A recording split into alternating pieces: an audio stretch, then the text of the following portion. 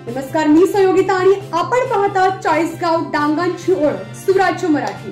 पाहुयात आजची घडामोड।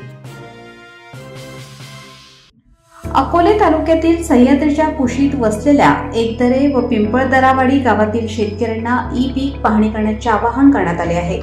दरवर्षीप्रमाणे याही वर्षी गारपीट, अवकाळी पाऊस आणि वादळामुळे शेतकऱ्यांचे मोठे नुकसान झाले असून प्रधानमंत्री पीक विमा योजनेअंतर्गत भरपाई मिळवण्यासाठी ई-पीक पाहणी आवश्यक आहे। गावातील शेतकऱ्यांना मदत करण्यासाठी ग्राम महसूल अधिकारी जालिंदर घाणे, पीक पाहणी सहायता यशवंत चंदगीर, अजय रावते, विठ्ठल भांगरे, शिवनाथ मेंगाळ आणि बाजीराव भांगरे यांनी पुढाकार घेतला। ज्या शेतकऱ्यांकडे मोबाईल सुविधा नाही त्यांच्या शेतावर जाऊन थेट ई-पीक पाहणी करून देण्यात आली। 15 सप्टेंबर पर्यंत सर्व शेतकऱ्यांनी ई-पीक पाहणी पूर्ण करणे आवश्यक असल्याचे ग्राम महसूल अधिकारी घाणे यांनी सांगितले। या उपक्रमाचे गावात व परिसरात कौतुक होत आहे। सगळ्या शेतकऱ्यांना आव्हान आहे, 15 सप्टेंबर जरी मुदत असली परंतु कधी सर्व्हर स्लो होतंय किंवा मग चालत नाही, तर लवकरात लवकर 15 तारखेच्या आत आपली पीक पाहणी नोंदवून घ्यायची।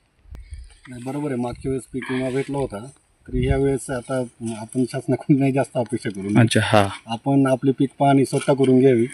शासन जर काही नुकसान झाली तर शासन आपल्याला देणारच आहे। बरोबर, त्यामुळे लवकर नमस्कार, माझं नाव यशवंत चंदगीर। मी सर्व शेतकऱ्यांना आवाहन करतो की आपण आपल्या जी 7/12ला पीक पाहणी ती करायची आहे, तिला मुदत आहे सप्टेंबर महिन्याची 15 तारीख।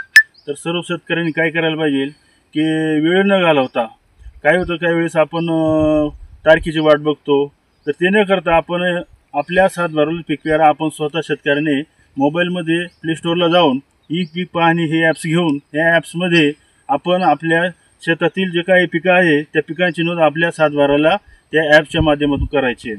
तर आता हे तात्या आलेले या ठिकाणी पिंपळदरावाडीला, तर ते फिरू राहिले बांधावरून, तर ते प्रत्येक बांधावरती जाऊ शकत नाही। तर शेतकऱ्यांनी काय करायचे, काळजी घ्यायची। आपण एवढी मेहनत करतो, आपल्या पिकांची काळजी घेतो आणि वरून राजा काही वेळेस पावसाचं जर जास्त प्रमाण वाढलं तर पिकं जातात आपले किंवा पिकं जळतात, मग नुकसान भरपाई ज्यावेळेस आपल्याला घ्यायची असते त्यावेळेस काय होतं की आपल्या 7/12ला पीक पेरा ते काही नोंद नसते। मग ह्या वेळेस आपल्याला ते अतिशय संकटाला सामोरं जावं लागतं की आपल्याला पिकं असून सुद्धा आपल्याला ती पिकाची नुकसान भरपाई मिळत नाही, असं पाहू शकतो। त्यासाठी प्रत्येक शेतकऱ्याने सतर्क राहायचं आहे आता, आणि आपला पीक पेरा आपणच नोंदवायचा आहे। आणि काही अडचणी जर आल्या तर हे आपले सहाय्यक नेमले प्रत्येक गावावरती, या सहाय्यकांकडून आपण ती माहिती घ्यायची, त्यांचा आधार घ्यायचा आहे आणि त्यांच्याकडून ती पीक पाहणी करून घ्यायची। किंवा काही प्रॉब्लेम आले तर तात्यांशी तलाठी कार्यालयाशी संपर्क साधून त्या पद्धतीने आपण त्या ठिकाणी त्याचं शंकाचं निरसन आपण करू शकतो। तर अशी ही 15 सप्टेंबर जरी आहे तर शेतकऱ्यांनी सावधगिरीने आपण लवकरात लवकर आपला पीक पेरा या ठिकाणी नोंदवून घ्यायचा आहे।